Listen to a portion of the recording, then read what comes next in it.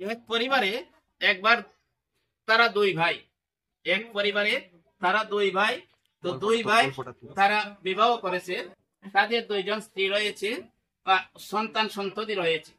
তো একদিন আর ছোট ভাইয়ের বউ সে যাবে তার বাবার বাড়িতে একটু বেড়া নিতে যাবে।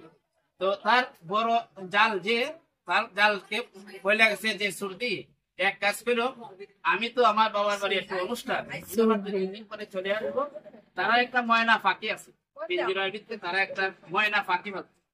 তো ময়না ফাঁকি বলতো তারা, ময়না পাখিটারে প্রতিদিন যত্ন নেওয়ার লাগে, প্রতিদিন স্নান করানো লাগে, টাইম মতো খাওয়ান দেওয়ার লাগে। ময়না খুব কথা হয় সুন্দর।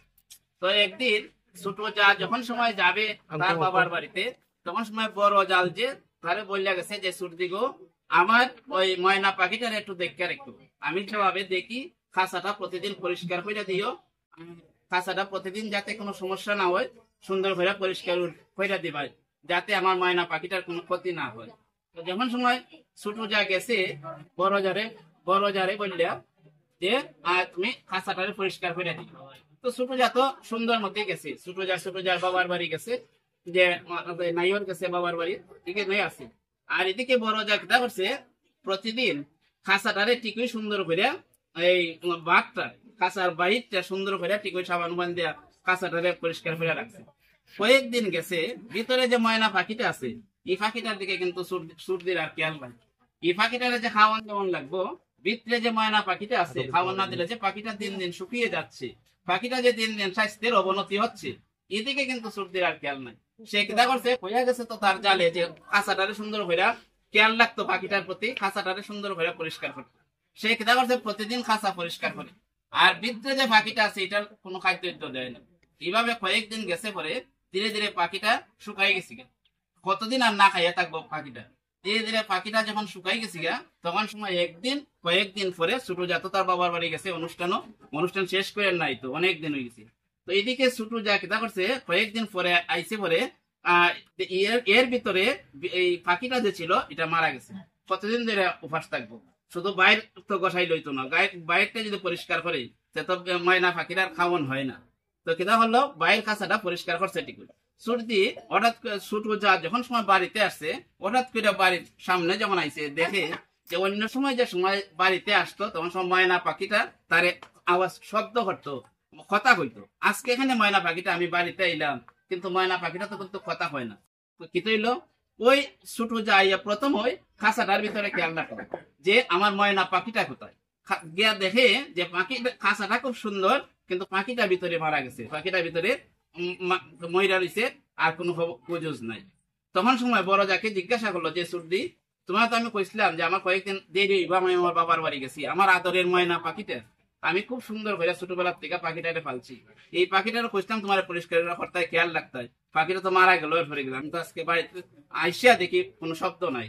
তখন সময় বড় যায় কইছে, দেখো আমি কিন্তু আমার দায়িত্ব সঠিকভাবে পালন করছি। তুমি কইছিলে না যে আমি খাঁচাটারে ভালো করে পরিষ্কার করতাম, আমি প্রতিদিন বিশ্বাস করো বোন, আমি প্রতিদিন এই খাঁচাটারে সুন্দর করে বাটটা পরিষ্কার করছি। আমি তো এটা কইছো না আমারে যে ভিতরে ময়না পাখিটারও যে খাওয়ান দেওয়ান লাগবো না, তো আমি এটা করছি, এটা তো পারতাম, এটা আমার কোনো দোষ নাই, আমি আসলে খেয়াল করছি না যে ভিতরে পাখিটারে যে খাওয়ান দেওয়ান লাগবো, আমি খাঁচাটারে সুন্দর ভাবে পরিষ্কার করছি। শুধু সজ্জন ভক্ত মন্ডলী, শাস্ত্রকার সেখানে শ্রীমদ ভগবত গীতার শ্রী শব্দটারে যদি আমরা বিশ্লেষণ করি, তাহলে দেখেন আমাদের যে এই দেহ কাঁচাটা, আমাদের যে দেহটা এটাও একটা ময়না পাখির কাঁচার মতো। আমি সেটাই বলছি যে আমাদের এই দেহটা যে আমাদের যে বাহ্যিক আবরণটা, এটা হইলো একটা কাঁচা, এই ময়না পাখির কাঁচা। আর ভিতরে যে ময়না পাখিটা আছে, এই পাখিটা হইলো আমাদের ভিতরে পরমাত্মা, এই পাখিটাই হলো আমাদের ভিতরে ভগবান শ্রীকৃষ্ণ, এই পাখিটাই হলো আমাদের ভিতরে ঈশ্বর, যিনি ঈশ্বর রূপে শ্রীকৃষ্ণ রূপে আমাদেরকে কথা বলান, আমরা কথা বলি। তাইলে ওই সর্দি চিন্তা করেন যে সে কিন্তু বাইরে সাবান দিছে, কোনো অসুবিধা নাই, কিন্তু ভিতরে খাওয়ান দিছে না, পাখিটা মারা গেছে। তাহলে সুধী সজ্জন ভক্তমন্ডলী লক্ষ্য করুন, আমাদের যে এই দৈহিক আবরণ, শার্ট প্যান্ট জ্যাকেট যেটাই বলুন না কেন, আমাদের যে বাজারে বিভিন্ন প্রসাধনী সামগ্রী পাওয়া যায়, এগুলা দিয়ে আমাদের বাহ্যিক আবরণ পরিষ্কার করি, কিন্তু ভেতরের যে ময়না পাখিটা রয়েছে, ভিতরের যে ময়না পাখিটা রয়েছে সেই পাখিটিকে কাবার দিতে হবে। ভিতরে যে পরমাত্মা রূপে ময়না পাখি রূপে যে ভগবান রয়েছেন সেই পাখিটিকে সাবান দিয়ে পরিষ্কার করতে হবে। সেই পাখিটিকে যদি কাবার দিতে হয়, সেই পাখিটির একমাত্র কাবার হলো কি, আমাদের ভিতরে যে ময়না পাখিটি রয়েছে, যে পাখিটি উড়ে গেলে আমাদের এই ডেড বডি হয়, আমাদের এই দেহটার কোনো দাম থাকে না, সেই ময়না পাখিটাই হলো পরমাত্মা।